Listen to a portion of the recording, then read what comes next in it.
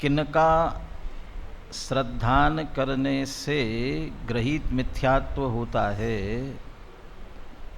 मैंने टोडरमल जी ने किन किन के श्रद्धान को ग्रहित मिथ्यात्व कहा, उसकी लंबी लिस्ट है और उस लिस्ट को 8 भागों में विभाजित करके अभी चर्चा करेंगे अपन।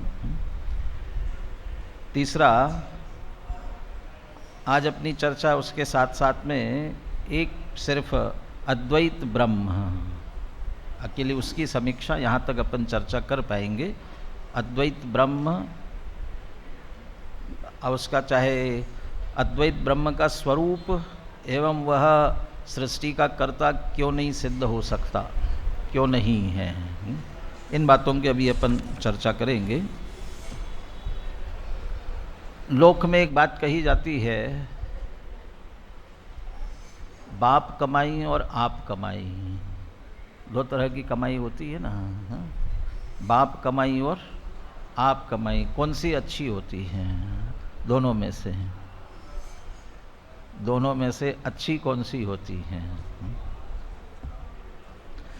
कौन सी? बाप कमाई अच्छी होती है, आप कमाई अच्छी होती है।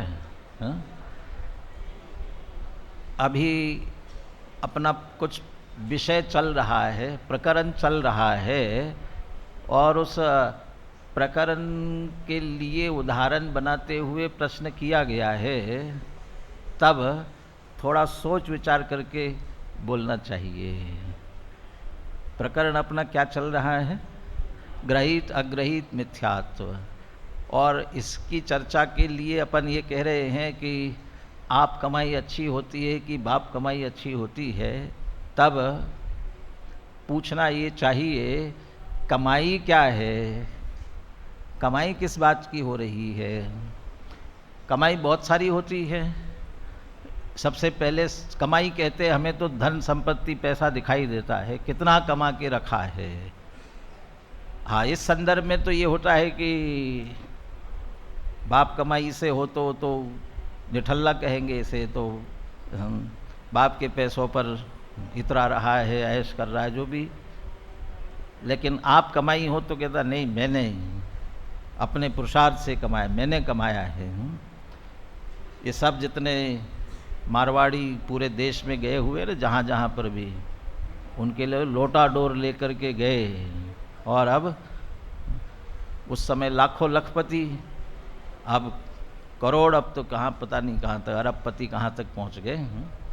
तो लोटा डोर लेकर के गए थे, तो आप कमाई थी ना उनकी। दूसरा, बहुत नाम कमाया, पिताजी ने बहुत नाम कमाया, और उस नाम का भी वो करते हैं, और उसी पर समझ लीजिए हमने भी उनकी यश में, उनके मान सम्मान में और बढ़ोतरी की। परंतु पिताजी ने बहुत कर्जा लेकर के रखा था, वो भी कमाई थी उनकी, बहुत कर्जा था। कोई ये कहे कि मैं वसीयत लिख करके जा रहा हूँ और ये मेरी वसीयत इसके नाम है, एक कोई विशेष एक भाई को समझो, बड़ा भाई बहुत जिम्मेदार था, पहले मेरी वसीयत बड़े भाई के नाम कर जाऊँगा मैं सब कुछ, और मेरे मरने के बाद खोलना उसे। बाकी यदि छोटे भाई होंगे तो सब वो करते, अरे ये क्या बात हुई, सब बड़े के ही नाम कर दिया, हमें कुछ नहीं दिया। और जब उनके देहावसान के बाद वो खोला गया तो उसमें लिखा हुआ था कि बेटा, मैंने इन से इतना इतना कर्जा लिया है, मैं तो नहीं चुका पाया, तुम जरूर चुका देना। अब वो छोटे भाई सब कहते, नहीं पिताजी ने बहुत अच्छा किया कि बड़े भाई के नाम वसीयत लिख दी। वो भी एक कमाई है, अब उनकी कमाई और आप कमाई। बदनामी कमाई होती है, पिताजी किसी कारण से बहुत बदनाम हो गए हो, तो फिर हम उस पर और बढ़ोतरी करेंगे कि उसे कम करने का प्रयास करेंगे, अच्छा करने का प्रयास करेंगे। यहाँ मैं कहना चाहता हूँ, अग्रहित मिथ्यात्व जो अनादि से चला आ रहा है, वो बाप कमाई है। पीढ़ी दर मैंने हमारी पीढ़ियाँ भी दो तरह से चलती है ना, एक तो देह से संबंधित पीढ़ियाँ, और एक जीव कहाँ कहाँ जन्म लेता हुआ आ रहा है।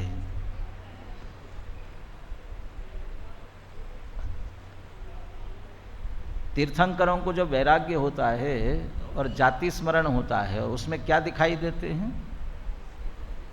10 भाव दिखाई देते हैं, 10 भावों का विचार करते हैं वे, वर्तमान का एक और 9 भाव पुराने उनके जाति स्मरण में आते हैं। वे जो भाव होते हैं वो पुरानी 10 पीढ़ियाँ नहीं दिखाई देती उन्हें। मेरे पिता कौन, मेरे पिता के पिता कौन थे, उनके पिता के माने दादा कौन थे, परदादा कौन थे, ऐसे वो 9-10 पीढ़ी तक पीछे उसका स्मरण नहीं होता है, भावों का स्मरण होता है।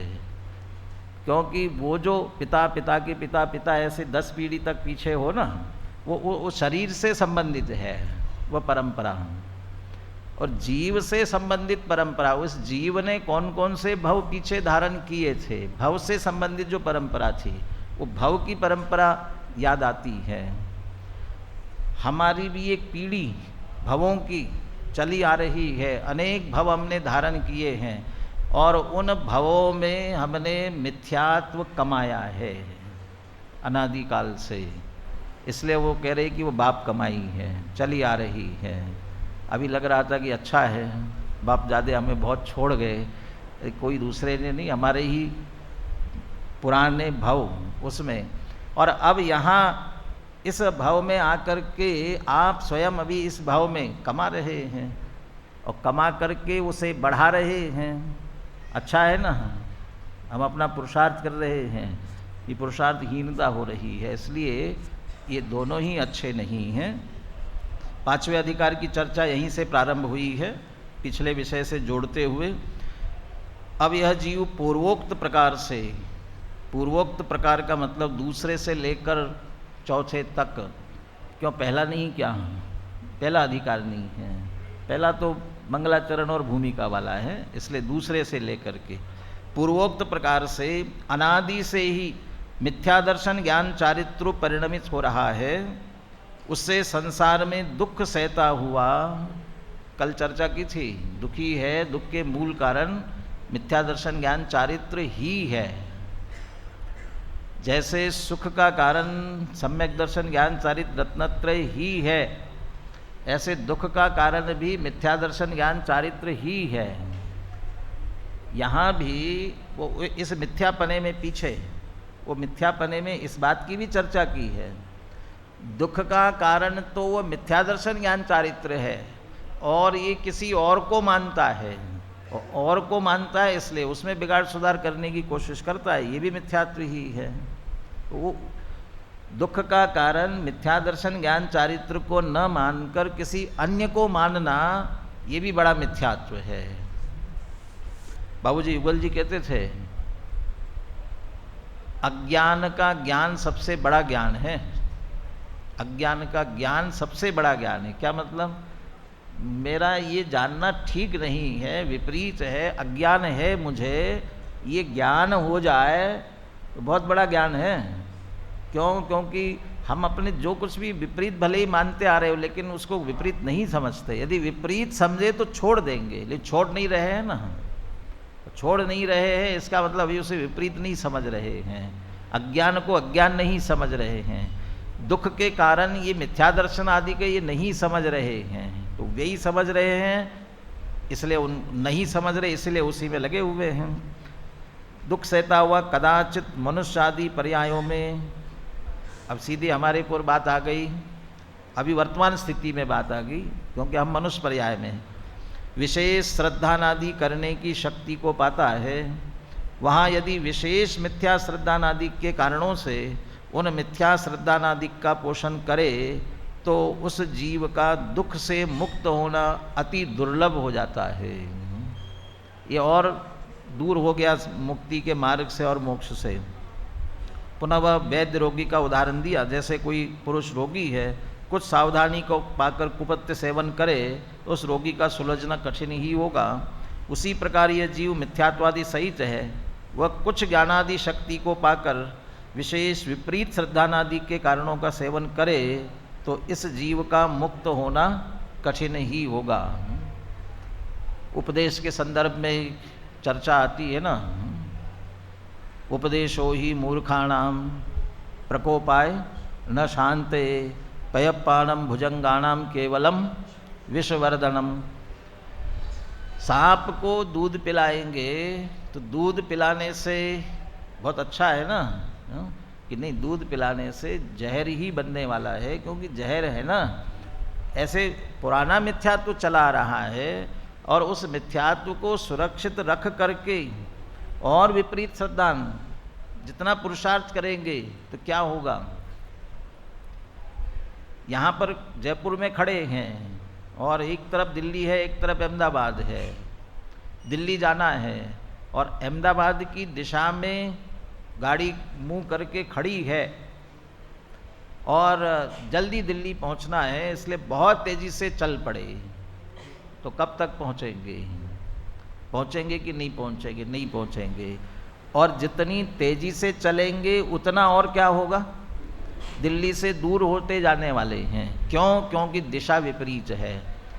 ऐसे ही अनादि काल का अग्रहित मिथ्यात्व, वो विपरीतता चली आ रही थी, सही स्वरूप का निर्णय नहीं किया और उसको सुरक्षित रख करके, दिशा उल्टी रख करके फिर तेजी से पुरुषार्थ करे, क्योंकि अभी श्रद्धा ज्ञान चारित्र विशेष मिले हैं ना, तो अब करेंगे, प्रयास करेंगे। वो जितना प्रयास करेगा उतना मोक्ष मार्ग से, सुख से दूर होता जाने वाला है, और यही स्थिति हो रही है। यहाँ तक कि टोडरमल जी ने सूक्ष्मता से पकड़ते हुए 7वें अधिकार में हमें भी पकड़ लिया। हमें भी इसलिए पकड़ा, और वो सबसे वो ज़्यादा समझ लीजिए दुखद बात, दुखद या कहने की आश्चर्य की या शर्म की बात कहे, ऐसी बात है। वो कहते हैं ना, हमारी कश्ती वहाँ डूबी जहाँ पानी बहुत कम था, हमें डुबा सके वो ज़माने में कहाँ दम था। वो तो पानी, कश्ती वहाँ डूबी जहाँ बहुत कम था, इसका मतलब पार हो सकते थे ना, और पार नहीं हो पाए किनारे आकर के। कोई गड्ढे में से पार छलांग लगानी है और गया और बेचारा बीच में गिर गया तो कोई दिक्कत नहीं होती, और बिल्कुल उस किनारे पहुंच जाए और नहीं हो पाए तो। अभी गुजरात में बारिश हो रही थी भयंकर, वो उस समय एक वीडियो आ रहा था न्यूज़ चैनल पर, वो पुल पूरा का पूरा बहता जा रहा था और थोड़ा सा किनारा बचा हुआ था, और जो किनारा बचा था पुल का, वो उसमें से दौड़ दौड़ के जल्दी जल्दी लोग पार होने की कोशिश कर रहे थे, और बहुत से पार हो गए हैं। और एक व्यक्ति साथ में जो जा रहे थे, 3-4 व्यक्ति थे, वो 2-3 तो आगे बढ़ गए, और एक व्यक्ति बिल्कुल किनारे पे पहुंचा और बस आगे जा ही सकता था, और वो पुल पूरा का पूरा बह गया। अब वो उसके बिल्कुल किनारे पे पहुंच ही गया था और बह गया।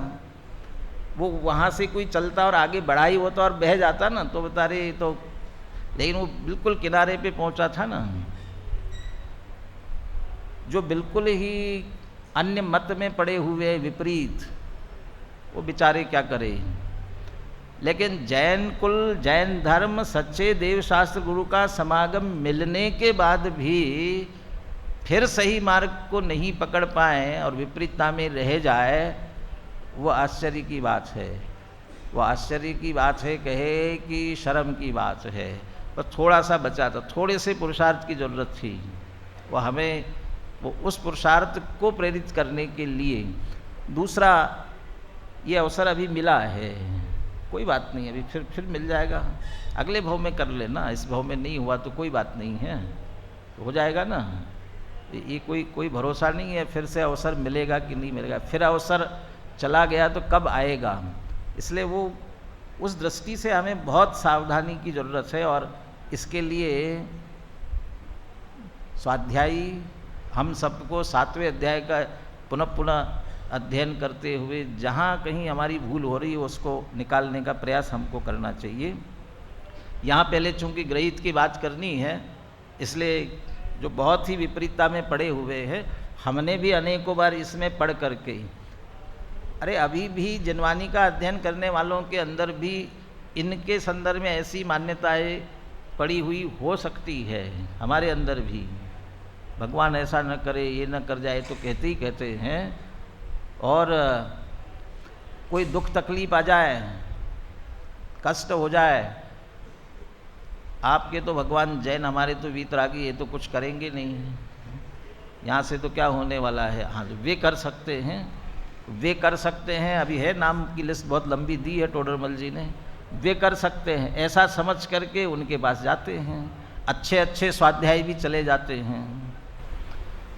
ये कहा जाए कि साहब ऐसे कैसे, इसमें क्या है, वो तो जैसे दवाई के लिए डॉक्टर के पास चले जाते हैं इलाज के लिए, ये भी एक इलाज है एक तरह का, इसलिए इलाज के लिए चले गए, माने वो ठीक कर सकते हैं, हो सकता है, ऐसा समझते हैं ना। तो ये ऐसा करते हुए कहीं हमारे अंदर तो नहीं पड़ी हुई है। उनकी भी स्थिति क्या है ये अच्छी तरह से हमें समझ लेना चाहिए। यहाँ स्पष्ट करे टोडरमल जी, ये जो थोड़ी ज्ञानादि शक्ति को पाकर विशेष विपरीत श्रद्धानादि के कारणों का सेवन करे, तो वो ज़्यादा, तो इस जीव का मुक्त होना कठिन ही होगा। विपरीत कर रहा है और उसे सही समझ रहा है तो गलत दिक्कत है। संशय और विपर्य में से दो विपरीत ज्ञान है, माने मिथ्या ज्ञान है, फिर भी दोनों में से कौन ठीक है? संशय विपर्य में से कौन ठीक है? अनध्यवसाय तो बुरा इसलिए कि वो तो इच्छा ही नहीं है उसको कुछ भी निर्णय करने की, लेकिन संशय विपर्य में से संशय ठीक है, विपर्य बुरा है। विपर्य में उस विपर्य विपरीत हुआ और उसको सही मान करके बैठा, वो नहीं सुलटेगा। लेकिन संशय की स्थिति में है, अनिर्णय की स्थिति में है, तो निर्णय करने के लिए प्रयास कर सकता है क्या सही होगा, ये कि ये अभी चित्त में चल रहा है, उसके निर्णय नहीं कर पाया, लेकिन एक आध कभी प्रयास करके सही की तरफ जा सकता है। यहाँ मिथ्यात्व से विपरीत के श्रद्धान में चला गया और सही मान करके उस मार्ग में चला गया तो और कठिन हो जाएगा। इसलिए जिस प्रकार वैद्य कुपथ्यों के विशेष बतलाकर उनके सेवन का निषेध करता है, उसी प्रकार यहाँ विशेष मिथ्या श्रद्धानादि के कारणों का विशेष बतलाकर उनका निषेध करते हैं। विशेष विशेष क्यों कह रहे बार बार? क्योंकि अनादि से जो चला रहा है ना सामान्य है, ये तो मनुष्य भाव की नई कमाई है ना, यहाँ की ये नई कमाई है और ये विशेष रूप से मनुष्य में होती है, कदाचित कुछ देवादिक में होती हो, तो विशेष, इसलिए विशेष विशेष कह रहे बार बार। तो वो क्या विशेष मिथ्या श्रद्धानादिक है उनका वर्णन करते हैं। ग्रहित अग्रहित की चर्चा अपन ने पहले की थी, इसलिए इसे पुनः दोहराती नहीं है। किसे ग्रहित कहा और किसे अग्रहित कहा? जो अनादि से चला आ रहा है वह ग्रहित है, और ये चूँकि वह नया ग्रहण नहीं किया इसलिए ग्रहित है, और ये मनुष्य भाव में आकर के विशेष मिथ्या श्रद्धानादि से नया ग्रहण किया, इसलिए वह ग्रहित मिथ्यात्वादिक हैं। क्या विशेषता उनमें, किसको कहेंगे?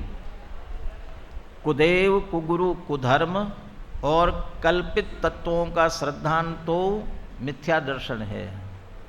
कौन सा? ग्रहित मिथ्या दर्शन है। अब ये ग्रहित की चर्चा हो गई इसलिए ग्रहित, एक वाक्य में कह दिया ना, अग्रहित की चर्चा पहले थी, अब ग्रहित शुरू हो गई इसलिए ग्रहित। सम्यक दर्शन की चर्चा टोडरमल जी ने बाद में की, बहुत सारे लक्षण गिनाए और उनमें समन्वय भी स्थापित किया, सम्यक के अनेक लक्षणों की चर्चा की। मुख्य रूप से दो लक्षण आते हैं सम्यक दर्शन के, देव शास्त्र गुरु का श्रद्धान उसका नाम सम्यक दर्शन, और तत्वार्थ श्रद्धान, 7 तत्वों का श्रद्धान उसका नाम सम्यक दर्शन। देव शास्त्र गुरु का श्रद्धान सम्यक दर्शन है, 7 तत्वों का श्रद्धान सम्यक दर्शन है, तो मिथ्या दर्शन क्या होगा? इसलिए ये कुदेव, कुगुरु, कुधर्म, उससे विपरीत, सच्चे देव शास्त्र गुरु के विपरीत कुदेव, कुगुरु, कुधर्म और मिथ्या तत्वों की श्रद्धा, वहाँ सम्यक तत्वों का श्रद्धान है, और ये तत्वों का श्रद्धान, कल्पित तत्वों का श्रद्धान, ये मिथ्या दर्शन। वो अग्रहित और इसमें क्या अंतर है? अग्रहित मिथ्या दर्शन में और इसमें क्या अंतर है? अग्रहित में देहादिक में एकत्व बुद्धि है, वो देहादि की एकत्व बुद्धि जो चली आ रही है वो भी तो तत्वों का ही विपरीत श्रद्धान है ना। मिथ्या दर्शन में तत्वों का अन्यथा पना है, तत्वों का सही स्वरूप नहीं समझा, आत्म तत्व का सही स्वरूप नहीं समझा। तो ग्रहित और अग्रहित में अंतर क्या हुआ? तत्व की विपरीतता तो है ही, लेकिन साथ में यहाँ जिन तत्वों का श्रद्धान कर रहा है वो कल्पित है। और ये कल्पित आए कहाँ से? ये कल्पित आए ये मिथ्या देवशास्त्र गुरु के माध्यम से, कुदेव को गुरु को शास्त्र के माध्यम से। इसलिए नए यहाँ मिले हमको, इसलिए उन कल्पित तत्वों का जो श्रद्धान हम करेंगे, उनके द्वारा कहे गए, वो ग्रहित हो जाएगा। और साथ में देवशास्त्र गुरु ये विपरीत मिले हमको, तो ये भी अभी यहाँ मिले। देहादि में एकत्व बुद्धि थी ही, और उसी की एकत्व बुद्धि को बताने वाले, बढ़ाने वाले ऐसे कुदेव गुरु को धर्म मिल गए। इसलिए और उनका श्रद्धान करेंगे तो ग्रहित मिथ्या दर्शन होगा। और इसी के साथ साथ तथा जिनमें विपरीत निरूपण द्वारा रागादि का पोषण किया हो, ऐसे कुशास्त्रों में श्रद्धान पूर्वक अभ्यास सो मिथ्या ज्ञान है। कुशास्त्रों का अध्ययन करना चाहिए कि नहीं करना चाहिए? कुशास्त्रों का अध्ययन अपने पूर्वाचार्यों ने किया था कि नहीं किया था? टोडरमल जी ने किया था कि नहीं किया था? किया, कुशास्त्रों का अध्ययन उन्होंने भी किया, परंतु वे तो जो बेचारे अज्ञानी स्वरूप नहीं समझते, वे वो गलत रास्ते पर जा रहे थे, उनको गलत रास्ते से बचाने के लिए उनका अध्ययन करके कहाँ वो गलती कर रहे हैं वो हमें बताने के लिए अध्ययन किया। मिथ्या ज्ञान में किस शब्द पे जोर जाना चाहिए? श्रद्धान पूर्वक अभ्यास। वो कुशास्त्रों का श्रद्धा, ये सच्चे शास्त्र है, इनसे हमारा भला होगा, ऐसा समझ करके अभ्यास कर रहा है, सो मिथ्या ज्ञान है। अन्यथा न लेना। एक बार मनोरंजन के लिए कदाचित उपन्यास, रागवर्धक कहानी किससे पढ़ ले तो इतना बिगाड़ नहीं होगा, परंतु कुशास्त्रों का अभ्यास करने से ये ज़्यादा बिगाड़ होगा। उनका अध्ययन करते धर्म समझ करके नहीं करते हैं, वो तो सिर्फ एक मनोरंजन के लिए, टाइम पास जो भी समझ लो वहाँ उस दृष्टि से करते हैं। परंतु जिनका अध्ययन हम ये धर्म समझ करके कर रहे हैं और इससे हमारा कल्याण होगा ऐसा समझ करके करेंगे, ये मिथ्या ज्ञान में जाएगा। वो कोई सम्यक ज्ञान है ऐसा नहीं है, लेकिन उससे ज़्यादा खतरनाक है। इसके बाद में छठवें के बाद में तो टोडरमल जी कहने वाले हैं, कुदेव गुरु कुधर्म से संबंधी जो मिथ्यात्व है, बहुत सारे क्रांतिकारी वाक्य है टोडरमल जी के ही हैं। सप्त व्यसनादि से भी बड़ा पाप जानकर मिथ्यात्व को पहले छुड़ाया है। एक तरफ कोई व्यसनी 7 व्यसन में लिप्त हो और एक तरफ कुदेव गुरु कुधर्म ये मिथ्यात्व में लगा हुआ, 2 व्यक्ति हो, आपको पापी कौन लगेगा? कौन पापी दिखेगा? बोले शराब पीने वाला, हिंसा, मांस चोरी करने वाले, 7 व्यसनों में पारंगत, ये दिखेगा, लेकिन वो मिथ्या वाला हमें पापी नहीं लगेगा। टोडरमल जी कह रहे हैं कि ये बड़ा पाप है उससे, 7 व्यसन से, 7 व्यसन। इसका अर्थ 7 व्यसन छोटा पाप है इसलिए करना चाहिए, व्यसनों का सेवन छोटा है वो तो पाप। अरे वो तो अपने पापों के रूप में तो बड़ा ही है, लेकिन मिथ्यात्व के सामने छोटा है। प्रयास मिथ्यात्व के छूटने का करना चाहिए। कोई किसी का नाम न लिए एक बात कहता हूँ। एक मुनिराज थे और मुनिराज के पास में एक व्यक्ति बहुत शराबी था और आता था, बैठता था, सुनता था, चर्चा भी करता था। तो सब लोग मुनिराज को टोकते थे कि ये आप इसको क्यों मुंह लगाते हैं, क्यों आने देते हैं, और उससे कहते थे शराब पीते हो, कैसे मंदिर में आते हो, कैसे मुनिराज के पास आते हो। वो मुनिराज ये कहते थे आप लोगों से ज़्यादा इसका आना अच्छा है, ज़रूरी है, और यदि इसको यहाँ नहीं आने दोगे तो क्या होगा? वो तो शराब पी रहा है, जो कर रहा है वो तो करते ही रहेगा, माने उसके सुलटने का चांस नहीं है। आने दो उसे, समझेगा तो छोड़ेगा, और सचमुच छोड़ा और बहुत अच्छा व्यक्ति है। अब उसको आने के लिए मना कर देंगे तो माने वो 7 व्यसनों में पारंगत है, इसलिए सच्चे देवशास्त्र गुरु के पास में नहीं आएगा, न आवे तो फिर कभी सुलटने का उसे चांस नहीं होगा। ये तो स्वाध्याय करने वाले, मंदिर आने वाले, उनसे तो ये अपेक्षा रखी जाती है कि भैया शराबी कबाबी को भी कोई सम्यक दर्शन हो सकता है क्या? इसलिए पहले व्यसन आदि तो पहले छूटने ही चाहिए, लेकिन बिना छूटे भी अध्ययन तो करना तो प्रारंभ करें, सुने समझे तो सही, सही स्वरूप तो समझें। मिथ्या ज्ञान के बाद मिथ्या चारित्र, जिस आचरण में कषायों का सेवन हो और उसे धर्म रूप अंगीकार करे सो मिथ्या चारित्र है। वैसे तो कषाय करे, कषायों का सेवन, जब तक वीतरागी भगवान नहीं हुए हैं तब तक तो किसी न किसी रूप में कषाय चलते ही रहेंगे।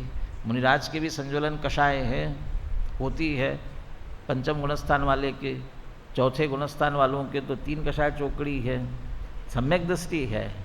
परंतु कषायों के सेवन मात्र से मिथ्या चारित्र नहीं है, उनको धर्म समझ करके करेंगे तो। और धर्म समझ करके क्या क्या करते हैं अभी तो पता नहीं चलते है कि नहीं चलता है। पहले ये सभी जितने बाबा लोग थे चिलम पीते थे ना, और वो चिलम पीना भी क्या है, वो धर्म था, उस धर्म में शामिल होता था। अब उसको भी वो धर्म कषाय का सेवन कर रहे हैं और उसे धर्म समझ रहे हैं। बहुत सारी बातें टोडरमल जी विस्तार से चर्चा आगे करने वाले हैं। तो संक्षेप में मिथ्या दर्शन, मिथ्या ज्ञान और मिथ्या चारित्र की चर्चा की। अब इन्हें विशेष बतलाते हैं। कुदेव, कुगुरु, कुधर्म कौन कौन, इसमें से कुदेव कुगुरु इस रूप में लेते हुए देवता के रूप में हम किन किन की मान्यता रहती है। तथा तथा कह करके टोडरमल जी ने, वो पहले ज़माने में कॉमा फुल स्टॉप अलग अलग नहीं चलते थे ना, तो अलग अलग करने के लिए क्या उपाय था, इसलिए तथा शब्द का प्रयोग करके उन्होंने अलग अलग किए। तो ग्रुप बनाए बहुत सारे, एक साथ हम पढ़ते हैं, ऐसे अपने आप दिमाग में अंतर ख्याल में आता जाएगा, कैसा अंतर, क्यों अलग अलग किए उनको। सभी कुदेव है या कुदेव कुगुरु है या उनके संदर्भ में उस रूप से पूजना करना सब कुधर्म है, लेकिन ग्रुप अलग अलग बनाया। क्यों बनाया होगा वो अलग अलग करने से ही ख्याल में आता जाएगा। इंद्र, लोकपाल इत्यादि तथा अद्वैत ब्रह्म, राम, कृष्ण, महादेव, बुद्ध, खुदा, पीर, पैगंबर इत्यादि तथा हनुमान, भैरव, क्षेत्रपाल, देवी, दहाड़ी, सती इत्यादि तथा शीतला, चौथ, सांझी, गणगौर, होली इत्यादि तथा सूर्य, चंद्रमा, ग्रह, औत, पितृ, व्यंतर इत्यादि तथा गाय, सर्प इत्यादि तथा अग्नि, जल, वृक्ष इत्यादि तथा शस्त्र, दवात, बर्तन इत्यादि अनेक हैं। हो गई, बहुत सारी लिस्ट लंबी हो गई है। उनका अन्यथा श्रद्धान करके उनको पूजते हैं, उनसे अपना कार्य सिद्ध करना चाहते हैं, परंतु वे कार्य सिद्धि के कारण नहीं है, इसलिए ऐसे श्रद्धान को ग्रहित मिथ्यात्व कहते हैं। बहुत लंबी लिस्ट हो सकती है। हर एक जगह जगह जिन जिन की पूजा की जाती है, पूज्य बहुत प्रकार के होते हैं, कहाँ कहाँ किस किस की पूजा हो सकती, कल्पना ही नहीं की जा सकती है। उनमें से कुछ की यहाँ चर्चा करने का प्रयास किया है। इंद्र, लोकपाल इत्यादि, चूँकि ये किस तरह से बंटवारा किया है इनका, ये सभी देव, वैमानिक देवों के रूप में समझ लीजिए, ये देव हैं, देवगति के देव हैं, तो इनका एक ग्रुप अलग बना दिया। अब आगे जितने लिए ये सब कल्पित, अन्य मतों में जिनकी भगवान के रूप में, देव के रूप में, महापुरुषों के रूप में जिनकी कल्पना की और जिनके माध्यम से धर्म चलाया, भगवान मान करके जिनकी आराधना की जाती है, और सब कल्पित है। अद्वैत ब्रह्म, राम, कृष्ण, महादेव, बुद्ध, खुदा, पीर, पैगंबर, और आज के ज़माने में और चलोगे तो बहुत सारे हैं, लेकिन नाम लेना खतरे से खाली नहीं है। दिखाई देते हैं सब जगह, जिन जिन के भी मंदिर बने हुए हैं, सबके किस किस का मंदिर है देखोगे तो ख्याल में आएंगे अपने को। तो ये सभी भगवान मान करके इनको, मुझे लगता है टोडरमल जी के सामने क्रिश्चियन धर्म का कोई ज़्यादा यहाँ इस क्षेत्र में प्रचार नहीं होगा, ईसाइयों का, इसलिए वो ईसाई की ज़्यादा चर्चा उन्होंने नहीं की है। हनुमान, भैरव, क्षेत्रपाल, देवी, दहाड़ी, सती इत्यादि, ये कौन है? वे तो सीधे भगवान थे, और इनको पूजते हैं ना, ये उनके भक्त थे। लेकिन बड़े मिनिस्टर के पास काम करवाना हो तो पीए के माध्यम से भी काम करवाना पड़ता है, तो पीए को भी मक्खन लगाना पड़ता है, उसको भी थोड़ा, हाँ, और ऐसे उनके नीचे वाले थोड़े से इस सेकंड कैटेगरी में रखते हुए हनुमान, भैरव, क्षेत्रपाल, देवी, दहाड़ी, सती इत्यादि, इनका एक ग्रुप अलग बनाया। इसका अगला जो ग्रुप लिया है वो कोई घटनाओं से संबंधित है, उसके कारण से जो प्रसिद्ध हुए, शीतला, चौथ, सांझी, गणगौर, होली, ये यहाँ इस क्षेत्र में प्रसिद्ध थे, इसलिए इनकी चर्चा मुख्य रूप से ली। यहाँ अपन सवाई माधोपुर तरफ जाते हैं ना, एक स्टेशन का नाम ही है, हाँ, चौथ का बरवाड़ा, और ये अपन ये चौमू नहीं, इधर से चाकसू के पास में ही ये शीतला का बहुत बड़ा मंदिर है, तो आसपास के है सभी। सांझी, गणगौर की बहुत बड़ी सवारी यहाँ निकलती है, और होली जो होती है, तो ये सभी किन्हीं घटना विशेष से संबंधित है, और इस कारण से इनको याद करके इनकी पूजा की जाती है। सूर्य, चंद्रमा, ग्रह और पितृव्यंतर इत्यादि, ये ज्योतिषवासी भवनवासी देव है, और इनको भगवान मान करके पूजा जाता है। सबसे पहले उठ करके सुबह सुबह सूर्य को अर्घ्य देने वाले दिखाई देते हैं, तो ये सभी ग्रह, नक्षत्र इत्यादि की धीरे धीरे अपने यहाँ भी आ गए नवग्रह मंडल विधान, नवग्रह पूजा, नहीं नवग्रह पूजा वो नहीं करते, अपने भगवान की पूजा करते हैं। नवग्रह मंदिर का नाम ही नवग्रह मंदिर, नहीं, वो तो जितेंद्र भगवान विराजमान हैं, उस ग्रह से संबंधित अपने तीर्थंकर देव विराजमान हैं, तो उनकी पूजा करने से वे ग्रह शांत होते हैं। जब हम ग्रह शांति के लिए विशिष्ट भगवान की पूजा करेंगे, आजकल ज़्यादातर मुनि सूरतनाथ भगवान बहुत चल रहे हैं, हाँ, शनि के निवारण वाले हैं ना, वे शनि वाले हैं, इसलिए, और शनि से सबसे ज़्यादा पीड़ित होते हैं, इसलिए मुनि सूरतनाथ के बड़े बड़े मंदिर बन रहे हैं। कल्पना करो, वहाँ मुनि सूरतनाथ के जिस ग्रह की भी मान्यता करने वाले उस भगवान का स्मरण कर रहे होंगे, तब उनके स्मरण में क्या आ रहा होगा? वो ग्रह शांति, वो ग्रह ही मुख्य निरंतर होता रहता है। तो हमने ग्रह से बचने के लिए ऐसा मान करके ये भगवान में भी अंतर करके ऐसा कर दिया। और पितृव्यंतर इत्यादि, अभी करे दिन हो गए क्या पूरे हैं? कड़वे दिन हो गए? अभी नहीं हुए हैं, हाँ, चल रहे। कनागत बोलते हैं, कल पूरे हो जाएंगे कि हो गए, हाँ। तो अपने पितरों को सबने तृप्त कर दिया होगा, किसी के पितरों तृप्त नहीं होंगे तो कष्ट देते रहेंगे, अतृप्त रह गए होंगे तो अव्यंतर आदि, इसका एक अलग से ग्रुप इत्यादि। गाय, सर्प इत्यादि, गाय को तो भैया वो तो कितनी देवता है वहाँ पर, हाँ, 33 करोड़ देवी देवता, और सर्प विशेष रूप से सर्प को भी देव मान करके पूछते हैं।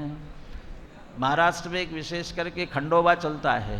खंडोबा कौन है? खंडोबा वहाँ कुत्ते को खंडोबा मानते हैं, और उसको पूछते बहुत सारे ऐसे, ये कह रहे तिर्यंच है, और ये तिर्यंचों को देवता मान करके पूछते हैं। अग्नि, जल, वृक्ष इत्यादि, ये इनका ग्रुप अलग बनाए। ये किस ग्रुप में आएंगे? ये एकेंद्रियादिक। शादी के पहले यहाँ बहुत कुआं, अब तो कुआं रहा नहीं, यहाँ पहले कुआं था, तो कुआं पूजने के लिए आते थे बहुत से, कुआं पूजने जा रहे हैं, ये जल की पूजा कर रहे हैं, अग्नि की पूजा, वृक्ष की पूजा, विशेष रूप से वट का तो बहुत महत्व है इसमें। चलो एकेंद्रीय जीव तो है, अब लिस्ट जो आ रही है वो किसकी है? शस्त्र, दवा, बर्तन इत्यादि अनेक है। कहाँ तक कहे? क्या क्या लिया? शस्त्र, दवा, बर्तन इत्यादि। और दिवाली पर व्यापारी वो बाट, तराजू सबकी करते हैं ना, उन सबकी भी करते हैं। तो इन सब को, और ये भगवान समझ करके सभी जो दुकान पर जाते हैं तो दुकान पर सबसे पहले क्या करते हैं? दुकान खोलने से भी पहले, हाँ, वो दुकान को भी, हाँ, और अंदर जाने के बाद में तिजोरी खोलते ही तिजोरी को भी, ये सब, ये जड़ इन सब को भी इत्यादि अनेक है। किसी को भैया ये पूछा जाए, भाई साहब शाम को कब मिलेंगे, दुकान कब बंद करते हो, इतना पूछा तो बुरा मान जाते हैं। हाँ, दुकान क्या भैया बंदी करा दोगे क्या? तो क्या करते, दुकान क्या करते हैं? हाँ, कोई बढ़ाना कहता है, कोई मंगल करना कहता है। हाँ, वो बंद करना, वो बढ़ाना और मंगल करना, वो ऐसे शब्दों का प्रयोग भी नहीं करना चाहते। तो ये इन सब को अन्यथा श्रद्धान करके पूजते हैं। इसमें मिथ्यापना क्या रहा? इनसे अपना कार्य सिद्ध करना चाहते हैं, तो कार्य सिद्ध करने की दृष्टि से इनको पूजते हैं। कार्य सिद्धि के वे कारण नहीं है। कार्य सिद्धि के वास्तव में कारण क्या है, ये अभी अद्वैत ब्रह्म आदि की चर्चा आगे करेंगे अपन। मैं तो बार बार ये कहता हूँ, हमें धर्म कर्म करना है, सब कहते हैं। आज बांसवाड़ा के विद्यार्थी आए थे मिलने, तो मैंने कहा था उनसे थोड़ा सा, हम सब कहते हैं धर्म कर्म करना है, लेकिन सचमुच क्या हमारा धर्म पर भी विश्वास है, कर्म पर भी विश्वास है? कभी कभी ऐसा लगता है, न धर्म पर विश्वास है न कर्म पर विश्वास है। अच्छे वाक्य के रूप में बहुत बार तो हम ये कहेंगे, भाग्य से ज़्यादा और समय से पहले न किसी को कुछ मिला है न मिलेगा, ये पक्का है ना? इसमें धर्म और कर्म दोनों आ गए हैं। लेकिन है विश्वास, जो कुछ भी होना है हमारे साथ में, वह भाग्य और समय इसके अनुसार होना है। जो कुछ होना है समय पर होगा, समय से पहले होने वाला नहीं है। समय पर होगा का अर्थ है उस कार्य का भवितव्य होनहार जब होगा, काल लब्धि होनहार, वो तभी वो हो सकेगा। तो धर्म के अनुसार तो योग्यता होगी तब होगा, और कर्म के अनुसार बात करें तो उस प्रकार के पुण्य का उदय भाग्य होगा तो होगा। उससे ही कार्य सिद्धि होती है, बाकी किसी से कार्य सिद्धि नहीं होती। किसी के पास चले जाओ कि नहीं साहब इनसे नहीं होता है, ठीक है, ये रागी द्वेषी है सभी, हमारे जिनेंद्र भगवान के पास आने से तो कार्य सिद्धि हो जाएगी ना। हाँ, कार्य सिद्ध प्रयोजन अरहंत आदि से प्रयोजन सिद्धि होती है, परंतु कौन सा प्रयोजन सिद्ध करना चाहते हैं? इनके पास आकर के मोक्ष मार्ग का प्रयोजन सिद्ध करना चाहोगे तो मोक्ष मार्ग का प्रयोजन तो सिद्ध हो जाएगा, परंतु संसार का प्रयोजन सिद्ध होने वाला नहीं है। तो ठीक है, इसीलिए तो संसार का प्रयोजन सिद्ध नहीं होता है, उनसे होता है, इसलिए उनके पास जाते हैं ना।